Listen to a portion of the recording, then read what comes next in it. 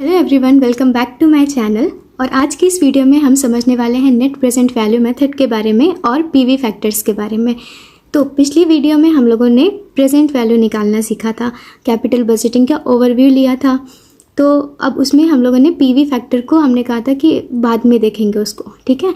But आज उसको हम देखने वाले हैं और समझने वाले हैं वो कैसे हमारा इतना बड़ा काम जो है वो बहुत आसानी से कर देता है पीवी फैक्टर, ठीक है। देखने से और सुनने से काफ़ी डरावना लगता है but it is very helpful, ठीक है। तो अब पहले हमने कल जो किया था वो था जितने भी आउटफ्लोज और इनफ्लोज हुए थे उनको हम लोगों ने फॉर्मूला बेसिस से उसका प्रेजेंट वैल्यू निकाला था। जैसे कि यहाँ पे ये जितने भी आउटफ्लोज थे तो उनका हम लोगों ने प्रेजेंट वैल्यू निकाला था। फिर इनफ्लोज का भी हम लोगों ने प्रेजेंट वैल्यू निकाली थी। पर्टिकुलरली एक एक इंडिविजुअल अमाउंट को हम लोगों ने कन्वर्ट किया था प्रेजेंट वैल्यू में। जैसे कि यहाँ पे एक फार्मूला लगाया था, फिर दोबारा हमने फार्मूला लगाया था, फिर दोबारा हमने फिर से फार्मूला लगाया था। तो is it possible to do this in exam? ऐसा बिल्कुल नहीं है ना, हम लोग नहीं कर पाएंगे। और फिर हमको कुछ अमाउंट्स तो मिलेंगे नहीं, बहुत सारे अमाउंट मिलेंगे। तो इससे हमारा काम बहुत मुश्किल हो जाएगा और कैलकुलेशन मिस्टेक हुई तो पूरा कबाड़ हो जाएगा। तो अब क्या करेंगे, पीवी फैक्टर्स के बारे में समझेंगे और वो बहुत आसान है, ठीक है।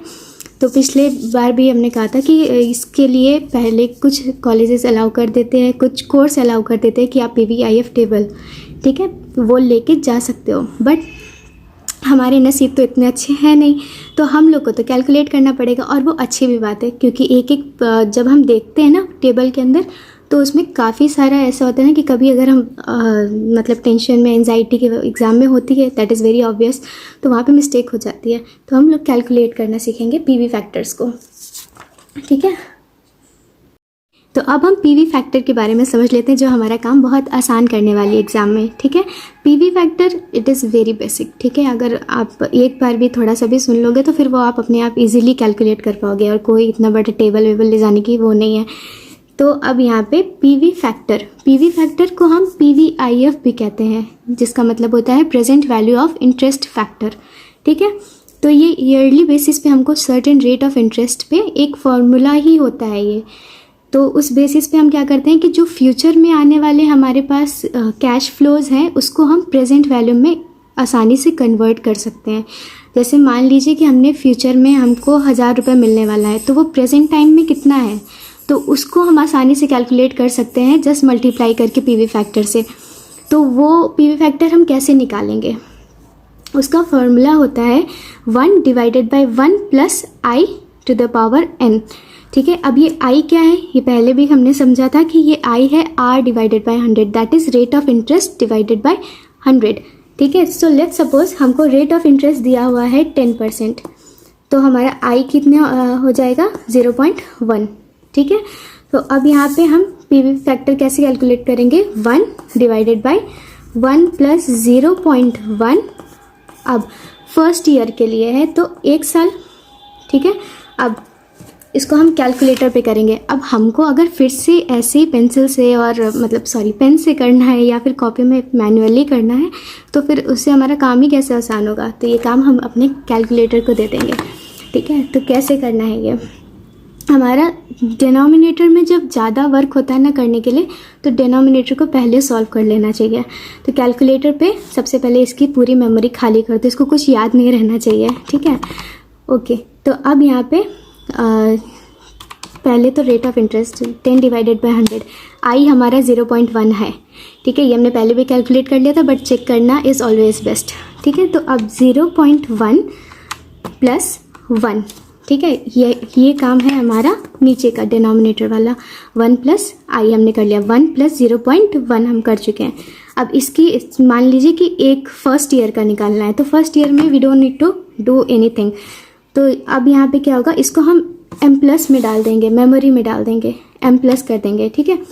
अब 1 डिवाइडेड बाई, जब आप MRC दबाओगे, MRC मतलब मेमोरी रिकॉल हो गई यहाँ पे, तो वो ऑटोमेटिकली आपको डिवाइड करके दे देगा 0.909, ठीक है। आप किसी जगह पे यहाँ हम लोग 3 डिजिट तक ही लेते हैं और कभी कभी we need to take up to 4 digits as well. Most probably हम इसको 3 डिजिट तक फॉलो करते हैं, बट कभी कभी हम लोग 4 डिजिट्स और 6 डिजिट तक भी जाना पड़ता है। वो क्वेश्चन के केस पे डिपेंड करता है, ठीक है। तो अब ये तो उतना समझने की ज़रूरत नहीं है, बट हाँ अभी हमको जो मोस्ट फॉर्मली जो हमको लेकर चलना है वो 3 डिजिट्स, ठीक है, पॉइंट के पीछे का 3 डिजिट। तो ये हमारा पीवी फैक्टर फर्स्ट ईयर का निकल के आ गया कितना, 0.909, ठीक है। फर्स्ट ईयर का एट द रेट ऑफ कितने परसेंट है, अगर हमारा रेट ऑफ इंटरेस्ट 10% है। अब हमें सेकेंड ईयर का निकालना है तो क्या करेंगे, हम जस्ट सिंपली इक्वल्स टू दबाएंगे, तो ये हमारा सेकेंड ईयर का PVIF आ गया। ये थर्ड ईयर का, फोर्थ ईयर का, 5 ईयर का, just you need to do equals to बार बार, बस जितने भी साल का निकालना है आराम से निकल के चला आएगा और कोई भी दिक्कत नहीं होगी। अब क्या मतलब आई में हमेशा 10% होगा, नहीं, क्योंकि ऐसा होता ही नहीं है। रिक्वायर्ड रेट ऑफ रिटर्न या इंटरेस्ट रेट अलग अलग ही हर क्वेश्चन में होती है। अब अगर हमको रिक्वायर्ड रेट ऑफ रिटर्न 12% है तो क्या करेंगे हम, 12 डिवाइड बाय 100 कितना आया, 0.12।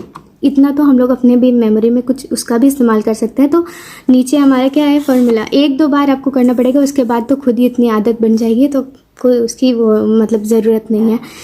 1-2 बार अभी प्रैक्टिस के लिए यहाँ पे देख ले, तो कितना आया, 0.12, ठीक है। ये इंटरेस्ट रेट प्लस इसमें हम ये वाला 1 को ऐड कर रहे हैं यहाँ कैलकुलेटर पे, ये आ गया 1.12। इसको मेमोरी में डाल देंगे, कहीं लिखने की ज़रूरत नहीं है। और ऊपर का 1 divided by MRC equals to कितना हुआ, 0.8928। और जितने भी डिजिट तक लेना है, जैसे 3 डिजिट तक ही हम ले रहे हैं तो 3 आ गया राउंड ऑफ करके, ठीक है। तो ये हो गया। अब हमको समझ में आ गया होगा कि पीवी फैक्टर को कैसे कैलकुलेट करना है। यू जस्ट नीड टू, जो रिटर्न दिया हुआ है, रेट ऑफ रिटर्न दिया, उसको डिवाइड करें 100 से, उसको प्लस करें 1 से, और उसको सारा काम कैलकुलेटर पे छोड़ दें, ठीक है। अब ये तो हो गया। अब आते हैं कि ये हमारे काम कैसे आएगा आखिर, मतलब कैसे ये काम आसान करेगा। पीवी फैक्टर तो हम समझ में आ गया आराम से। अब यहाँ पे जैसे हमने कल निकाला था, ठीक है, कल हम लोगों ने आउटफ्लोज़ की प्रेजेंट वैल्यू निकाली थी फार्मूला को यूज़ करके, इनफ्लोज़ की सारी प्रेजेंट वैल्यू निकाली थी फार्मूला को यूज़ करके। यहाँ पे तो हमको सिर्फ 3 फिगर्स ही दी हुई है, आसानी से निकाल लेंगे। एग्ज़ाम में कभी कभी 6 तक जाती है, कभी कभी 8 भी जा सकती है। तो एक एक फिगर को अगर हम कैलकुलेट करने बैठेंगे तो वो काफ़ी सारा टाइम खा जाएगा। तो अब यहाँ पे हम क्या करेंगे, जैसे यहाँ पे हमको दे रखा है कि assume the interest rate is 10%, ठीक है। अब आउटफ्लोज़ दे दिया है ईयर 0 पे 2 लाख, पहले साल में जस्ट बिगिनिंग में हमारा 2 लाख रुपए गया, फर्स्ट ईयर में जाएगा, 1 साल बाद जाएगा 3 लाख रुपए।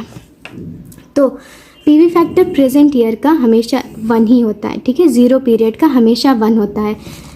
और फर्स्ट ईयर का हम निकाल लेंगे 10 divided by 100 plus 1 m plus 1 divided by MRC equals to 0.909 ये आ गया। अब इसको हम प्रेजेंट वैल्यू में कैसे निकालेंगे इसको डायरेक्टली हम मल्टीप्लाई करेंगे अमाउंट को पीवी फैक्टर से, और ये हमारा कैलकुलेट होके आ जाएगा। और एक तो हमारा टाइम ज़्यादा लगता है ऐसे फार्मूला बेसिस पे कैलकुलेट करने पे, और हमारी अमाउंट में भी काफ़ी सारा राउंडिंग ऑफ एरर आ जाता है। जैसे कि जब हम लोगों ने प्रेजेंट वैल्यू फार्मूला से निकाली थी तो इसका तो चलो 0 पीरियड का उसका तो कोई चेंज नहीं हुआ।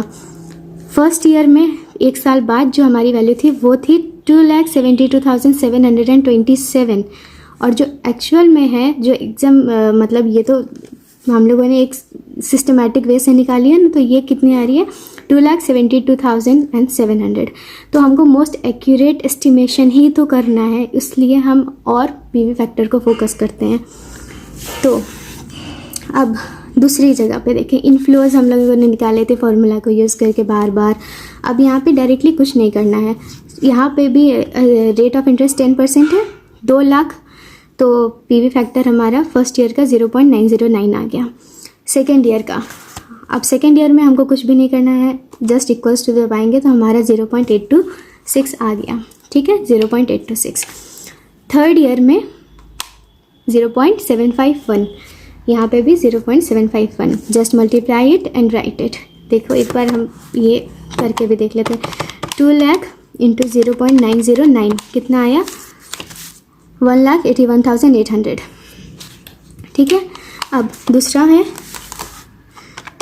3 लाख इंटू 0.826 कितना आया 2,47,800। थर्ड ईयर में है 4 लाख इंटू 0.751 ये आ गया 3,04,000। बट जब हमने फार्मूला बेसिस से निकाला था तो हमारा कितना आंसर आया था, प्रेजेंट वैल्यू कितनी आई थी, फर्स्ट ईयर में आई थी 1,81,818 रुपीज़, सेकेंड ईयर में आई थी 2,47,934, ठीक है, जो कि काफ़ी डिफरेंस है। यहाँ देखो 800 है सॉरी, और ये 934 है, और यहाँ पे 3,04,000, यहाँ पे कितना आ रहे हैं 3,05,26। तो अब ये हालांकि उतना ज़्यादा अमाउंट नहीं, बट मोस्ट हमको एक्यूरेट एस्टिमेशन के लिए हमको एग्जैक्टली जितना क्लोज हम पहुँच सकें एक्यूरेट वैल्यूज़ की उतना हमको ट्राई करना चाहिए, ठीक है। तो अब हमारी प्रेजेंट वैल्यू आउटफ्लो कितनी आ रही है 4,72,700, और प्रेजेंट वैल्यू ऑफ इनफ्लो, ये तीनों का टोटल करके आया है ये वैल्यू, ठीक है। एक बार हम करके भी देख लेते हैं। तो कितनी है वैल्यू 1,81,800 प्लस 2,47,800 प्लस 3,04,000, तो ये 7,30,000 रुपीज़ आ गया यहाँ पे इनफ्लोज में। नेट प्रेजेंट वैल्यू, इसमें ये तो शायद सबसे आसान टॉपिक ही है, ठीक है। Net present value it is very easy to calculate, और ये 2 मार्क्स से कम का तो आएगा ही नहीं, है ना। तो फिर आराम से जब मिल रहे हैं फ्री में तो क्या ही दिक्कत है। तो नेट प्रेजेंट वैल्यू कैसे है निकालना, तो यहाँ पे देखते हैं। नेट प्रेजेंट वैल्यू कैलकुलेट करने का बहुत बेसिक और बहुत ईजी फॉर्मूला है, present value of inflows minus present value of outflow, ठीक है। अब आपको बस प्रेजेंट वैल्यू निकालना आना चाहिए, वो हम लोगों ने देख लिया, अभी हम एक बार अच्छे से और देख लेंगे, और बस हमारा नेट प्रेजेंट वैल्यू आ जाएगा आराम से, ठीक है। कैसे, present value of inflow minus present value of outflow जब हम करेंगे। एक बार हम इसको क्वेश्चन पे भी ट्राई करके देख लेते हैं कि क्या ये बात सच में सही है। तो आओ इधर देखते हैं। नेट प्रेजेंट वैल्यू, हमारा प्रेजेंट वैल्यू ऑफ इनफ्लो कितना आया है 7,30,000 रुपीज़, यहाँ पे लिख दिया, ठीक है। अब एग्ज़ाम में लिखते टाइम प्लीज़ फार्मूला को भी लिख दीजिएगा, ठीक है, क्योंकि इससे फार्मूला स्टेप मार्किंग होती है तो काफ़ी 0.5 भी काफ़ी है हमारे लिए। तो और प्रेजेंट वैल्यू ऑफ आउटफ्लो कितना आया है 4,72,700, तो यहाँ पे 7,30,000 माइनस, जब हम इसको प्रेजेंट वैल्यू ऑफ आउटफ्लो को माइनस करेंगे 4,72,700 को, तो यहाँ पे हमारा जो वैल्यू आएगी वो कितनी आएगी 2,57,300। एक बार चेक कर लें कैलकुलेटर पे, 7,30,000 माइनस 4,72,700 कितना आएगा 2,57,300 आ गया हमारा नेट प्रेजेंट वैल्यू। अब बहुत आसान है, समझ में आ गया सबको, आ ही गया होगा बिकॉज ये काफ़ी आसान है, और अगर किसी को नहीं आया है तो फिर वो रिवाइंड करके देख सकते हैं और आसानी से समझ सकते हैं, एंड स्टिल कोई डाउट तो पूछ भी सकते हैं आराम से। तो अब ये नेट प्रेजेंट वैल्यू के बेसिस हम निकालना तो सीख गए, बट हम डिसीजन कैसे लेते हैं, इन्वेस्टमेंट डिसीजन एक कोई खेल की बात तो है नहीं, तो नेट प्रेजेंट वैल्यू के बेसिस पे कैसे लेना है, तो ये भी बहुत ईजी है। यहाँ पे अगर हमारा नेट प्रेजेंट वैल्यू जो है वो पॉजिटिव आ रहा है, जैसे कि इस क्वेश्चन में आ रहा था, यहाँ पे हमने देखा कि हमारा जो नेट प्रेजेंट वैल्यू है वो पॉजिटिव है, कोई माइनस है यहाँ नहीं है, ठीक है। 2,57,300 कोई माइनस नहीं है, मतलब पॉजिटिव तो हम समझते हैं ना कि क्या फिगर होती है पॉजिटिव, तो नेट प्रेजेंट वैल्यू हमारी पॉजिटिव आई है यहाँ पे। तो गो अहेड, जो प्रोजेक्ट है आप उसको एक्सेप्ट कर लो, उसमें इन्वेस्ट कर दो, ठीक है, वो आपको पॉजिटिव रिटर्न्स ही देगा। अब नेगेटिव अगर आ रहा है तो जाहिर सी बात है ना, अगर आज जो आप पैसा लगा रहे हो वो पैसा उस पैसे से ज़्यादा है जो आपको फ्यूचर में रिसीव होने वाला है, मतलब आपकी जो इन्वेस्टमेंट कॉस्ट है वो ज़्यादा है rather than the returns you are going to get on it, तो आप डेफिनेटली उसको अवॉइड करोगे ना। क्यों ज़्यादा पैसे लगा के कम बेनिफिट वाली चीज़ें हम लेंगे ही नहीं, just avoid it. Negative NPV avoid it. अब कभी कभी हमारा क्या होता है कि एनपीवी जो है वो ज़ीरो भी आता है। ज़ीरो भी कैसे आता है कि मान लो इनफ्लो हमारा है 2000, इनफ्लो हमारा 2000 आया, ठीक। आउटफ्लो भी हमारा 2000 रुपये ही हमने लगाए थे और 2000 रुपये हमको रिसीव हो रहे हैं, तो यहाँ पे क्या होगा, ज़ीरो ही तो आएगा एनपीवी। तो ज़ीरो आया तो आपके पास दो ऑप्शन होते हैं, गो अहेड, या तो आप आगे मतलब उस प्रोजेक्ट को एक्सेप्ट कर सकते हैं, या फिर आप इनडिफरेंट, मतलब कोई फ़र्क नहीं है उससे पड़ रहा, तो फिर गो अहेड। अब हम सोच भी सकते हैं ना, because we are not reading financial management just for the purpose to solve the examination.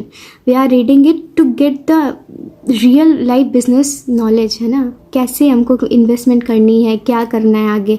तो ये सारी चीज़ें अब हम, जाहिर सी बात है, अगर एक इन्वेस्टर के दिमाग से सोचें, जहाँ पे हमको उतना ही पैसा आ रहा है जितना हम दे रहे हैं, तो कोई क्यों उस प्रोजेक्ट को आप एक्सेप्ट करेगा, ठीक है। जहाँ पे एनपीवी जीरो आ रही है या नील आ रही है, तो वहाँ पे हम लोग क्यों पैसा लगाएंगे, क्यों इसलिए लगाएंगे क्योंकि वहाँ से हमको नॉन फाइनेंशियल बेनिफिट होता है।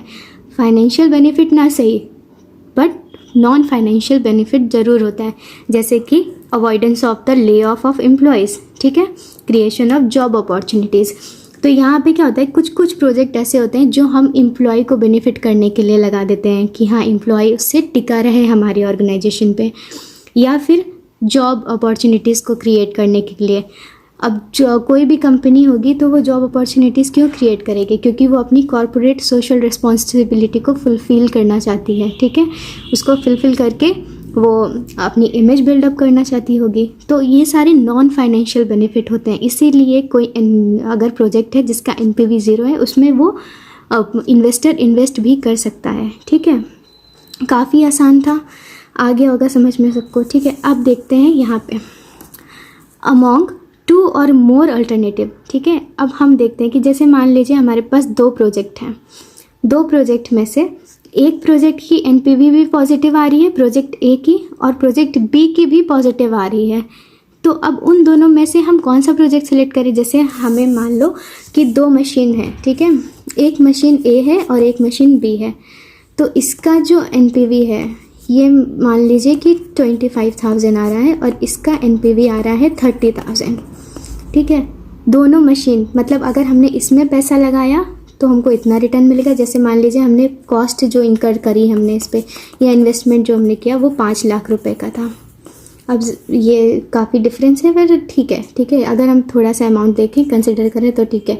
इधर 5 लाख रुपए हमने लगाया, दोनों मशीन, हमारे पास 5 लाख रुपए हैं। अब हमें उसको इन्वेस्ट करना है। हमारे पास दो ऑप्शन है मशीन के, एक है ऑप्शन ए और एक है ऑप्शन बी, कि हम या तो ए वाली परचेज़ कर लें या फिर बी। कॉस्ट दोनों में सेम जा रही है। एनपीवी जब हम कैलकुलेट करें तो हमको पता चला, अब हम अगर हम ऑब्सोल्यूट मैनर में देखें तो हम तुरंत का देखते हैं कि ये भी मशीन 5 लाख की है, ये भी मशीन 5 लाख की है, दोनों ही मतलब दोनों में से कोई भी ले लो, क्या फ़र्क पड़ता है। बट अगर हम अच्छे बिजनेसमैन के दिमाग से सोचें तो काफ़ी ज़्यादा फ़र्क पड़ता है ना। वो कैसे पड़ता है वो सब हमने देखा, प्रेजेंट वैल्यू ये वो करके।